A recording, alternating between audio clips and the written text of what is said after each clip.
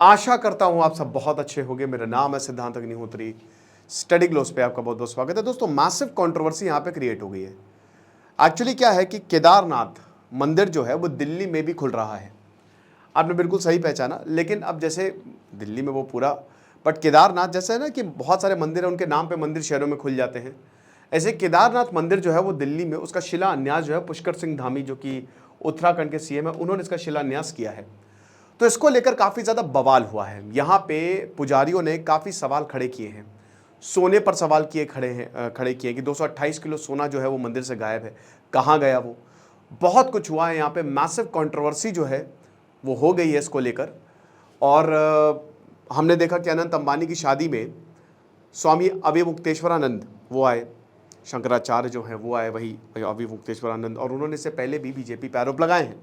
और फिर हमने देखा कि नरेंद्र मोदी ने उनके पैर छूए, जो कि अच्छी बात है, इसमें कोई बुराई नहीं है।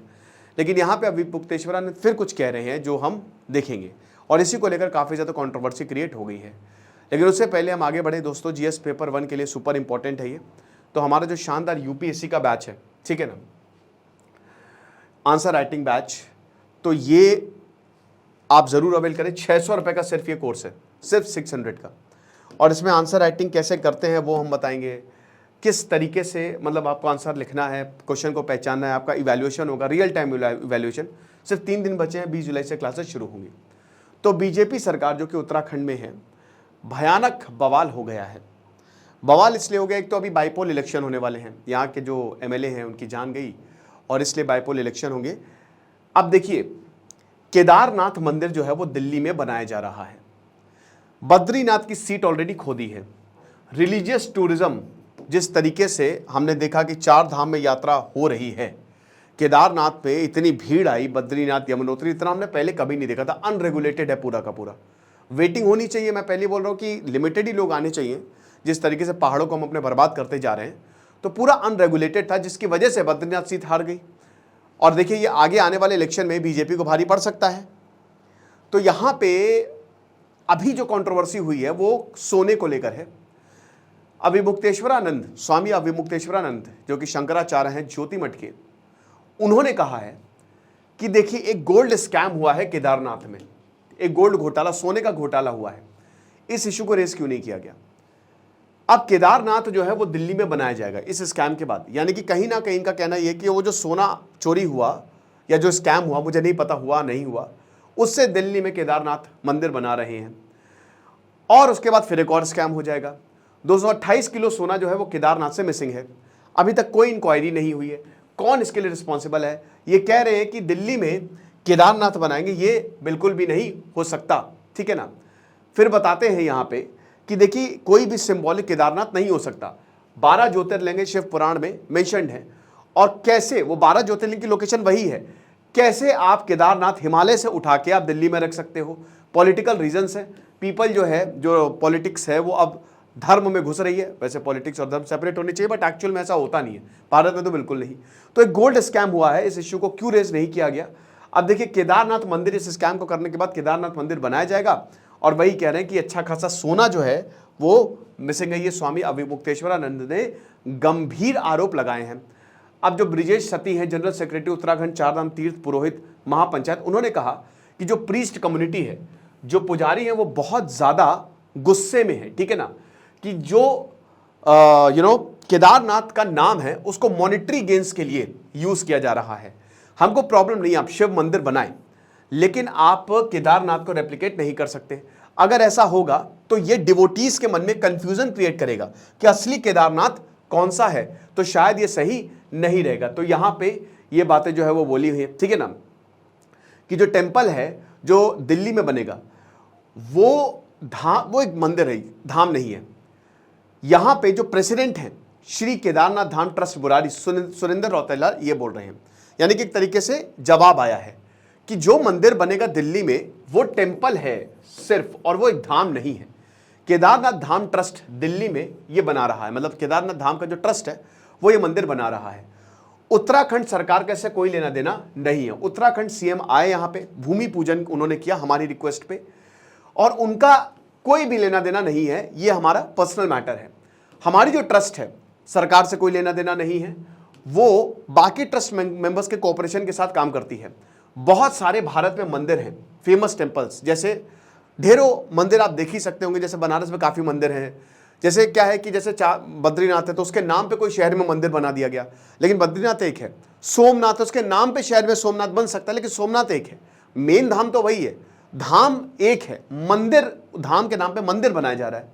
तो जो पुजारी बोल रहे हैं कि केदारनाथ के नाम पे आप मंदिर नहीं बना सकते, ठीक है। यहाँ पे बोल रहे हैं कि मंदिर है तो मंदिर में किसी को कोई दिक्कत नहीं हो रही है। कुछ लीडर्स जानबूझ के कंट्रोवर्सी जो है वो क्रिएट कर रहे हैं। तो यहाँ पे धामी ने, फिर जो पुष्कर सिंह धामी है सीएम, उन्होंने बोला कि देखिए ज्योतिर्लिंग का स्थान एक है, मंदिर अनेक स्थानों पर बने हैं, ठीक है।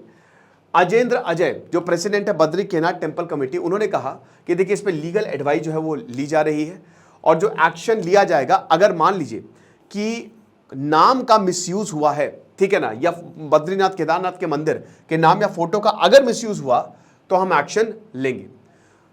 अब जो ये पूरा का पूरा प्रकरण हुआ है, बीजेपी लीडर्स का क्या मानना है बताते हैं कि हम को काफ़ी क्रिटिसाइज किया जा रहा है। देखिए अयोध्या में बीजेपी हार गई और ये एक बहुत बड़ा लॉस था, क्योंकि अयोध्या में राम मंदिर बना बट बीजेपी को हार मिली है। तो अयोध्या में हम हारे और क्रिटिसाइज किया गया। अब बहुत बड़ा फोकस था अयोध्या, हमने उसके मतलब अयोध्या के नाम पे काफ़ी पॉलिटिकल कैंपेन की। अब हमने बद्रीनाथ श्राइन को खो दिया है, एक और सीट जो कि हिंदुत्व को रिप्रेजेंट करता था। बाइपोल इलेक्शन हुए बद्रीनाथ पे और बद्रीनाथ की सीट जो है वो बीजेपी को नहीं मिली।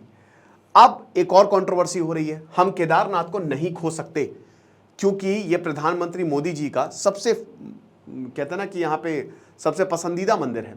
तो सारे एफर्ट्स जो हैं वो यहाँ पे लगाए गए थे। जब ट्रेजेडी आई थी 2013 में, फ्लड ट्रेजेडी आई थी, हमको समझना पड़ेगा। तो कंट्रोवर्सी है। अब क्या होगा इसका नतीजा वो आगे आगे पता चलेगा, ठीक है ना, आगे आने वाले समय में। तो आपको बता दूं कि जो 12 ज्योतिर्लिंग सबसे ऊंचाई पर है केदारनाथ। केदारनाथ अब आप जाते तो 18 किलोमीटर से ट्रैक है, गौरीकुंड से हेलीकॉप्टर भी मिलता है, बट ट्रैक जो है वो 7 से 8 घंटे लगते हैं। फिर आप केदारनाथ मंदिर पहुंचते हैं और उसके बाद फिर आप वापस आते हैं। इधर यमुनोत्री पड़ता है, फिर गंगोत्री, फिर केदारनाथ, फिर बद्रीनाथ, ठीक है ना। ये ऐसे लाइन से 4 धाम हैं, छोटे 4 धाम जिनको बोला जाता है, जो कि उत्तराखंड में है। अब ऐसे तो पूरी मतलब अगर आप विष्णु मंदिर को देखो, जो टोटल जो बड़े 4 नाथ है, तो द्वारका, पुरी, बद्रीनाथ और मतलब बद्रीनाथ, फिर इधर पुरी, फिर रामेश्वरम और इधर द्वारका। तो 4 भगवान विष्णु के धाम मेन शंकराचार्य ने, आदि शंकराचार्य ने स्थापित किए थे। और धर्म एक ऐसी चीज़ है जो भारत को जोड़ता है। तो 5 नदियों का संगम होता है यहाँ पे। हिमालयन रिवर सिस्टम है तो हिमालय से बहुत सारी नदियाँ निकलती हैं, मंदाकिनी, मधुगंगा, शीरगंगा, सरस्वती और स्वर्ण गौरी। केदारनाथ मंदिर 4 धाम और 12 ज्योतिर्लिंग में से एक है। तो जो 12 ज्योतिर्लिंग है ना, चलो मुझे कमेंट बॉक्स में, तो मेरे खाली 2 बचे हैं, ठीक है ना।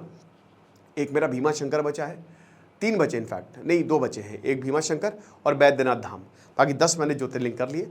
आप बताइएगा आपने कितने ज्योतिर्लिंग किए हैं, कितने दर्शन किए। खैर इनसे फर्क नहीं पड़ता, फर्क ये होता है कि शिव तत्व आप में होना चाहिए। शिव तत्व आपको समझे, आप घर में बैठे बैठे भी भगवान शिव से उनका आशीर्वाद आपके ऊपर हो सकता है।